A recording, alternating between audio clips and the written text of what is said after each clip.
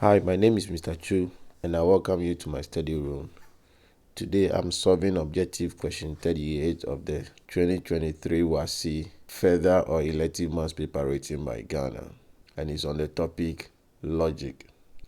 And it reads, the table represents the truth table on P and Q. And we have the table there.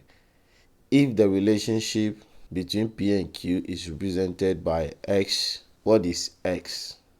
And we have the options there. Option A is P implies Q, B is P and Q, C is P or Q, and then D is P is equivalent to Q. We'll just take each of them one at a time and explain why it is either the answer or not. So let's take the very first one, A, P implies Q. This is what we need to know about P implies Q. P implies Q is false if P is true and Q is false. All other statements are true. So let's check that if P is true and Q is false. So this is P is true here and Q is false here. P implies Q must be false if that happens, but in this case it is true. So that means that X is not P implies Q.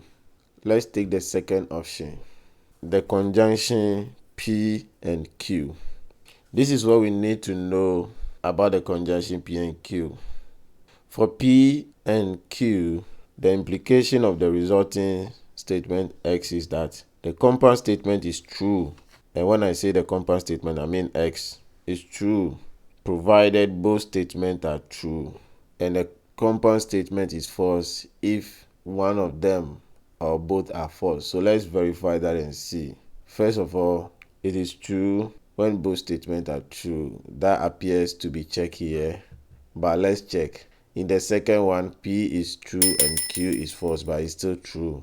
That is not true about the conjunction N, and the same applies here. So that is why P and Q is not the answer to the question. Let's now come to the third one, which is the disjunction P or Q.